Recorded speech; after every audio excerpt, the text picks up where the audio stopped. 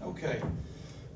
Looking back at last week's game, I think, defensively, I told the guys I think we're playing, as fast as we have played to this point in the season. I think the guys are playing with a good bit of confidence. They seem to, really enjoy playing the game with each other. I think there's a swagger and an energy that we're playing with right now, and that needs to continue as we navigate through the regular season here. I think there's some opportunities that we're creating from a pass rush standpoint that we're improving in. We still left a lot out on the field in terms of pass rush opportunities that we were not able to capitalize on, and so there's some things that we've just got to continue to push and work. But I do think that we're trending in the right direction there. And then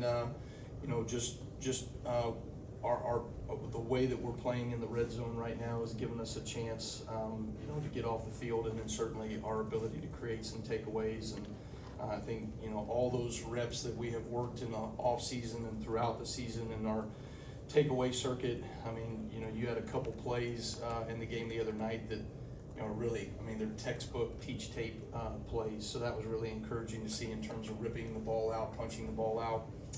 And so I think we're taking steps in the right direction there. When you look at this opponent in Oklahoma, obviously they're very dynamic offense, quarterback that can do a lot with his feet.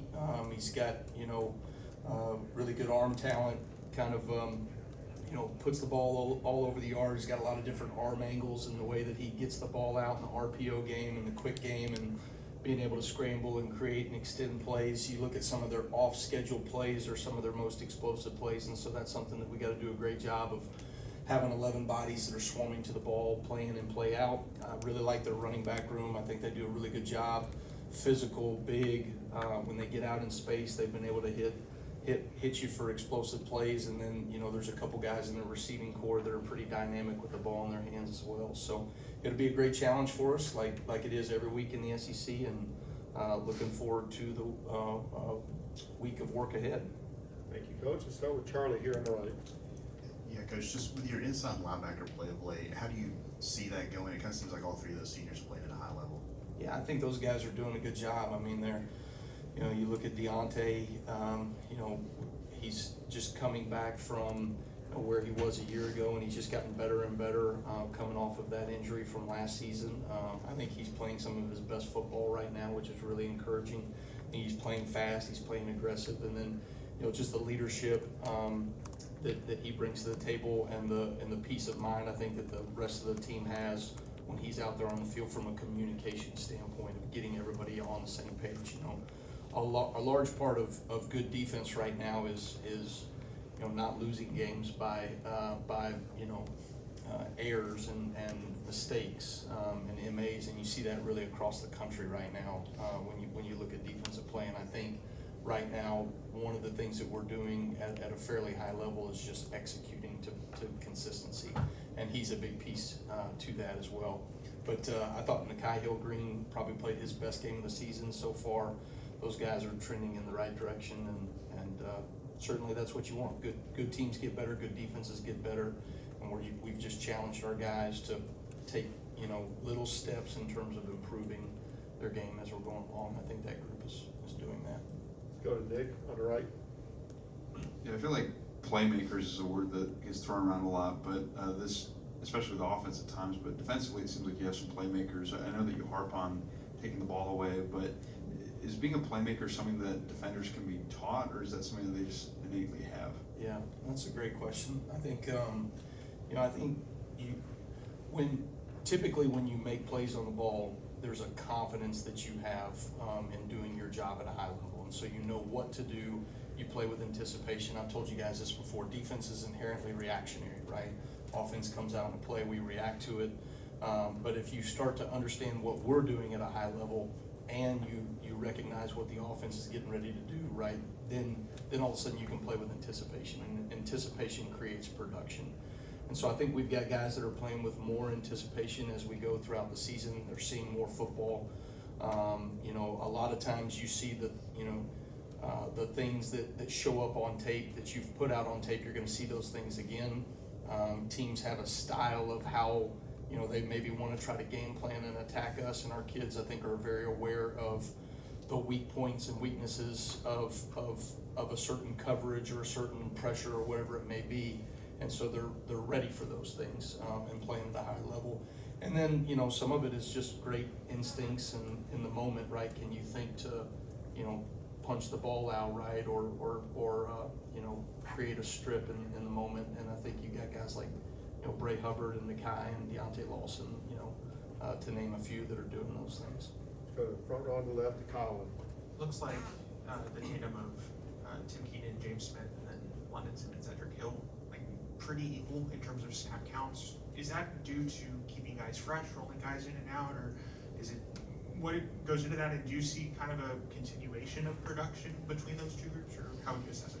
Yeah, I think, you know, I think Freddie does a good job of keeping those guys engaged, and, you know, to me, they're, you know, they do a good job in the week of practice and the week of preparation, and then they get out there on game day. You know, we try to be mindful of, like, you want to play those guys early, because as the game goes on, if there's one guy that has a hot hand, or you know going into the game there's a guy that's, you know, clearly the better player, you want to make sure that dude is available right in the fourth quarter. And so we try to really push ourselves to an uncomfortable position of getting guys on the field, simply because you want to make sure that, you know, when you get into that game like we had against South Carolina, we played a lot of players early in the earlier part of that game.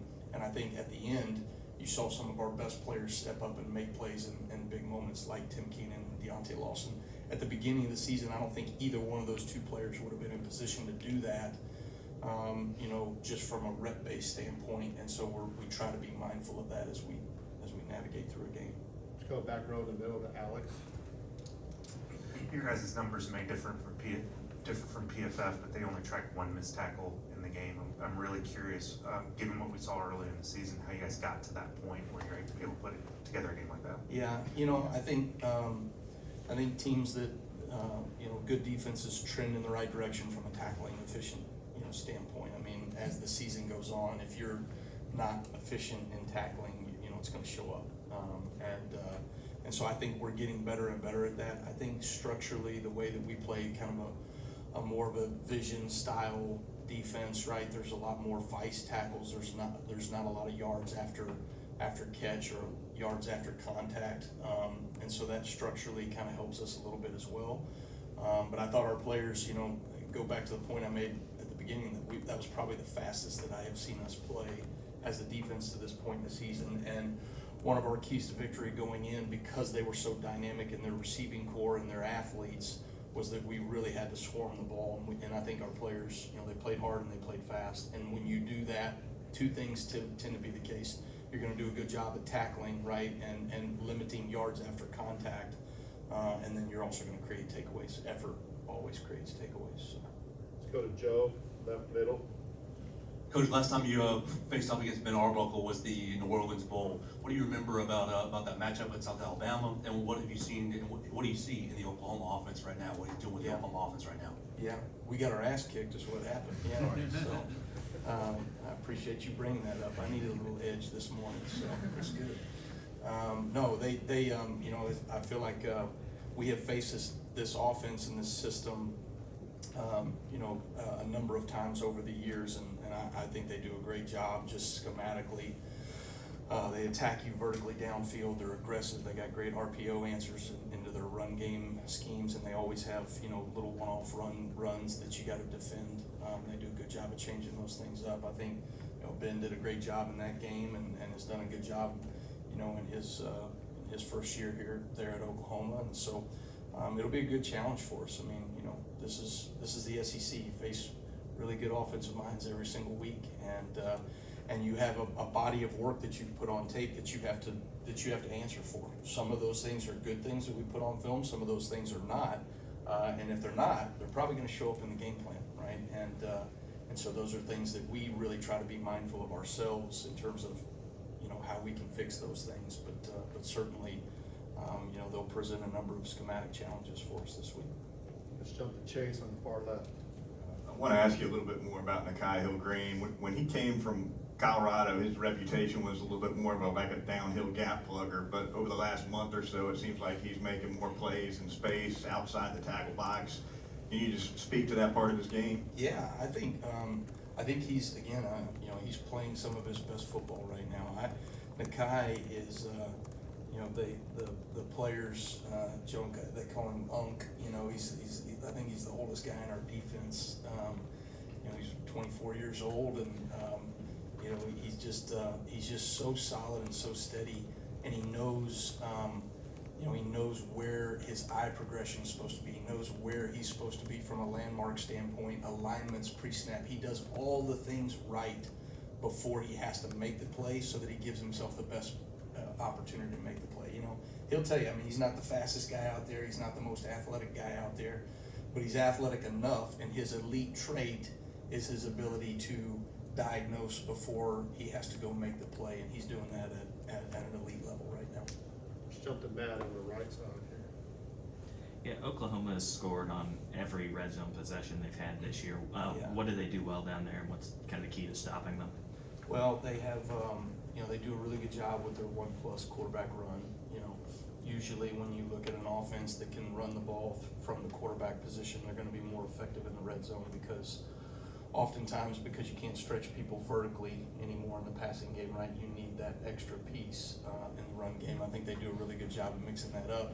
They also have a great RPO system, and so they can still attack you laterally when they're still threatening you with the quarterback 1+ run game. So they do a really nice job of using all of their bodies and also using all of the width of the field in those situations. And so they'll be challenging for us. I think we've done a really nice job in the red zone defensively. I think our guys have a lot of fight. I think more than anything, there's just a confidence that our players have whenever we get down in that situation. We talk about the E-Bombay all the time, right? The hold fast the line. That our kids believe those things. They believe that no matter how they got down there, kind of the illustration I always create for them in fall camp is you're dragging the opponent into deep waters, right? And then at that point, right, you're drowning them out, and that's what our guys are doing a good job of.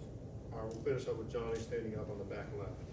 Obviously, you're going to be going up against the Oklahoma offense, but Brent Venables has a long track record of being a good defensive mind. As a fellow defensive guy, what do you admire about the way that he schemes and calls his defenses? Yeah, Brent's obviously had a great career as a defensive mind, and has done a really good job. I'm sure, myself being a head coach at a time, I didn't get to call plays, and you kind of miss those things, and I'm sure he's enjoying getting back into that as being the play caller again now. He's doing a tremendous job of it. I think, when I watch them, there's been some crossover opponents, so we've gotten to see them defensively.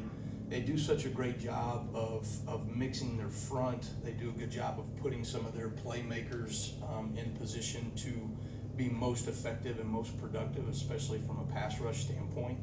But what's probably one of the most impressive things is how versatile they are in terms of what they ask their guys to do schematically, and they don't make a whole lot of mistakes. I think that's one of the things that I'm seeing right now across the board, is that there's teams that do a lot around the country defensively, and it's really good scheme, but ultimately you can point to 2, 3, 4 times in the game, right, where they executed their scheme and they gave up explosive plays, right, and some of those for touchdowns. Oklahoma has done a really good job of having a great volume of scheme, and yet they're still executing at a pretty high level, and so that's a credit to Brent and his staff, and certainly the players and their ability to execute. All right, thank you, Coach. All right, thanks guys, roll tide.